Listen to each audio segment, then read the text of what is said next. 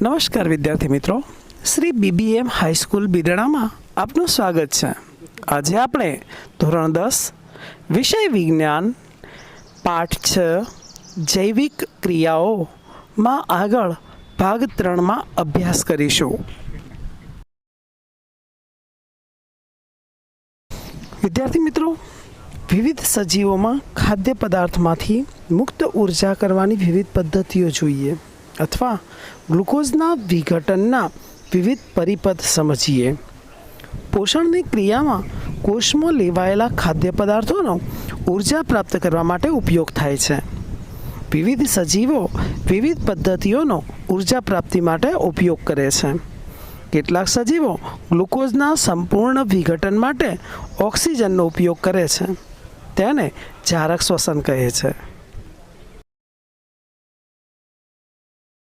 કેટલાક સજીવો ઓક્સિજનનો ઉપયોગ કર્યા વગર ગ્લુકોઝનું અપૂર્ણ વિઘટન કરે છે, તેને અજારક શ્વસન કહે છે। હવે જોઈએ ગ્લુકોઝનું વિઘટન। ઉર્જા મુક્ત કરવાની બધી અવસ્થાઓના પ્રથમ તબક્કામાં ગ્લુકોઝ એટલે કે 6 કાર્બનયુક્તના અણુનું પાયરુવેટ 3 કાર્બનયુક્ત અણુમાં વિઘટન થાય છે। આ ક્રિયા કોષરસમાં થાય છે। પાયરુવેટમાં ચયાપચયનો આધાર ઓક્સિજનની હાજરી કે ગેરહાજરી પર રહેલો છે। પાયરુવેટનું ચયાપચય 3 વિવિધ પરિપથ વડે થઈ શકે છે।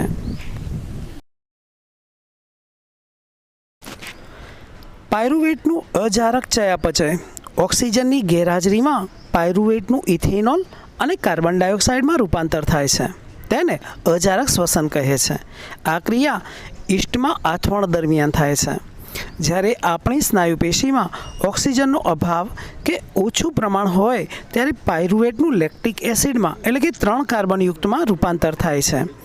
ગ્લુકોઝનું કોષરસમાં પાયરુવેટ 3 કાર્બન અણુ વત્તા ઉર્જા ઓક્સિજનની ગેરહાજરીમાં ઈસ્ટમાં ethanol plus carbon dioxide plus ઉર્જા ઓક્સિજનના અભાવે આપણી સ્નાયુપેશીમાં લેક્ટિક એસિડ પ્લસ ઉર્જા અને ઓક્સિજનની હાજરીમાં કણાભસૂત્રમાં કાર્બન ડાયોક્સાઇડ પ્લસ પાણી પ્લસ ઉર્જા ઉત્પન્ન થાય છે। પાયરુવેટનું જારક ચયાપચય 3 કાર્બન ધરાવતા પાયરુવેટ અણુનું ઓક્સિજનની હાજરીમાં 3 અણુ કાર્બન ડાયોક્સાઇડ અને પાણીમાં વિઘટન પામે છે, તેને જારક શ્વસન કહે છે। ઓક્સિજનનો ઉપયોગ કરી પાયરુવેટનું વિઘટન કણાભસૂત્રોમાં થાય છે। અજારક શ્વસનની તુલનામાં જારક શ્વસનમાં ખૂબ જ વધારે ઉર્જા મુક્ત થાય છે। કોષીય શ્વસન દ્વારા મુક્ત થતી ઉર્જા એટીપીના અણુના સંશ્લેષણમાં ઉપયોગમાં લેવામાં આવે છે। મિત્રો, હવે આપણે અજારક વિશે ટૂંકમાં સમજીએ।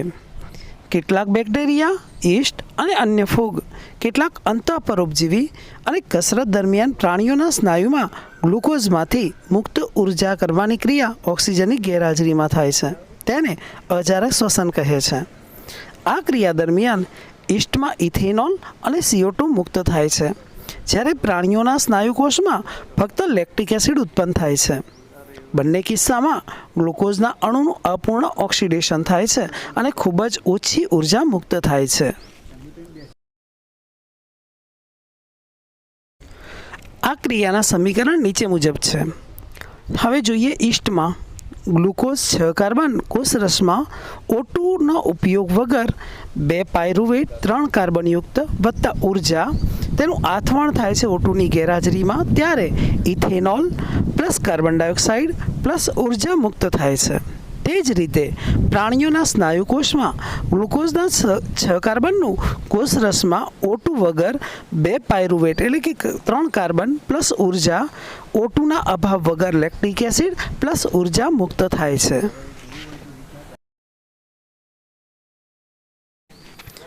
વનસ્પતિમાં વાયુઓનો વિનિમય સમજીએ।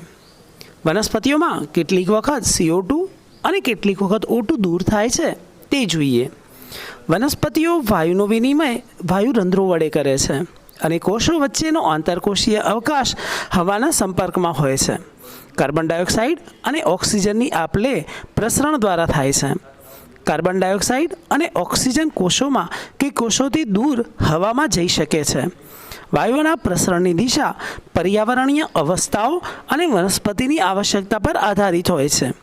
રાત્રિ દરમિયાન પ્રકાશ સંશ્લેષણની ક્રિયા થતી નથી, ત્યારે મુખ્ય વિનિમય ક્રિયા CO2 દૂર થવો તે છે.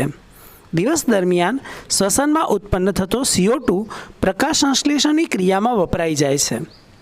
આથી CO2 મુક્ત થતો નથી, પરંતુ મુખ્ય ઘટના O2 થી દૂર થવાની ક્રિયા થાય છે. સ્થળચર પ્રાણીઓમાં શ્વસન વાયુઓની વિનિમય માટેની આવશ્યકતાઓ જોઈએ. સ્થળચર પ્રાણીઓ વાતાવરણના ઓક્સિજનનો ઉપયોગ કરે છે. આ ઓક્સિજન જુદા જુદા પ્રાણીઓમાં ભિન્ન અંગો વડે શોષણ પામે છે. સ્થળચર પ્રાણીઓમાં શ્વસન વાયુઓના વિનિમય માટેની આવશ્યકતાઓ જોઈએ.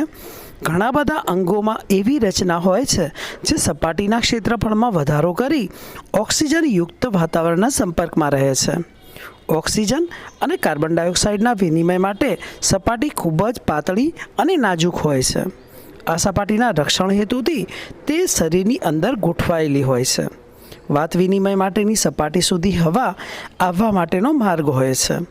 ઓક્સિજન શોષણ પામતો હોય તે ક્ષેત્ર કે વિસ્તારમાં હવા અંદર આવવા અને બહાર જવા માટેની એક ક્રિયાવિધિ થાય છે.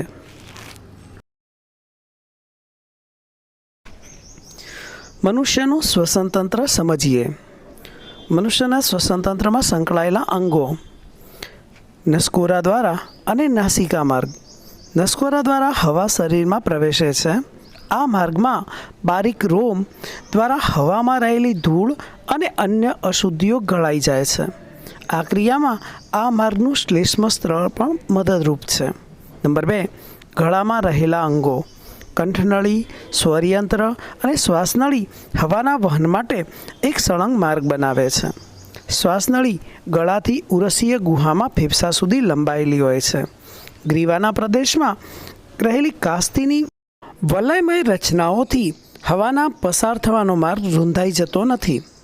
આકૃતિમાં કાસ્તીમય રીંગો, નાસિકા કોટર, નાસિકા છિદ્ર, કંઠનળી, સ્વરયંત્ર, શ્વાસનળી, શ્વાસવાહિની, શ્વાસવાહિકાઓ, ફેફસા અને ઉરોદર પટલ દર્શાવેલા છે. નંબર 3, ફેફસા. ઉરસીય ગુહામાં એક જોડ ફેફસા આવેલા છે. ફેફસામાં હવાનો માર્ગ નાની નાની નલિકાઓમાં વિભાજન પામે છે. અંતે ફુગ્ગા જેવી રચના વાયુકોષ્ઠોમાં પરિણમે છે. વાયુકોષ્ઠોની દિવાલ પર રુધિર કેશિકાઓની વિસ્તૃત જાળીરૂપ રચના હોય છે. વાયુકોષ્ઠોની સપાટી દ્વારા વાત વિનિમય થાય છે. મનુષ્યમાં શ્વાસોશ્વાસની ક્રિયાવિધિને આપણે ટૂંક નોંધના સ્વરૂપે જોઈએ. જ્યારે આપણે શ્વાસ અંદર લઈએ ત્યારે આપણી પાસળીઓ ઉપરની તરફ ખેંચાય છે અને ઉરોદર પટલ ચપટો બને છે. તેના પરિણામે ઉરસીય ગુહાનો વિસ્તાર વધે છે. આ કારણે વાતાવરણમાંથી હવા ફેફસામાં દાખલ થાય છે અને વિસ્તરણ પામેલા વાયુકોષ્ઠો હવાથી ભરાઈ જાય છે. વાયુકોષ્ઠો વાત વિનિમય માટેની સપાટી પૂરી પાડે છે. શરીરમાંથી કાર્બન ડાયોક્સાઇડ એકત્રિત કરીને આવેલું રુધિર વાયુકોષ્ઠોની હવામાં કાર્બન ડાયોક્સાઇડ મુક્ત કરે છે અને વાયુકોષ્ઠોની દિવાલ પર રુધિર કેશિકાઓના રુધિરમાં ઓક્સિજન ગ્રહણ થાય છે. હવે ઉરોદર પટલ ઉપર તરફ ખેંચાય છે અને પાસળીઓ નીચે તરફ આવે છે. તેના પરિણામે ઉરસીય ગુહાનો વિસ્તાર ઘટે છે. આ કારણે ફેફસામાંથી હવા દૂર થાય છે. શ્વાસોશ્વાસ સમયે જ્યારે હવા અંદર અને બહાર આવાગમન પામે છે ત્યારે ફેફસા કેટલીક હવાનો જથ્થો જાળવી રાખે છે. તેથી ઓક્સિજનના શોષણ અને કાર્બન ડાયોક્સાઇડ મુક્ત કરવા માટે પૂરતો સમય મળી રહે છે.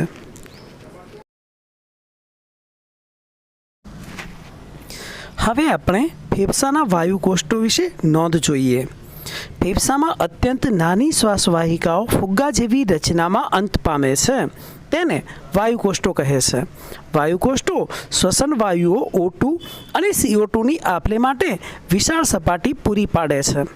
જો વાયુકોષ્ઠોની સપાટીને વિસ્તૃત કરવામાં આવે તો તે લગભગ 80 મીટર સ્ક્વેર વિસ્તારને ઢાંકે છે. આમ વિનિમય માટે તે વિશાળ અને કાર્યક્ષમ સપાટી પૂરી પાડે છે. વાયુકોષ્ઠોની દિવાલ પર રુધિર કેશિકાઓની વિસ્તૃત જાળીદાર રચના આવેલી હોય છે.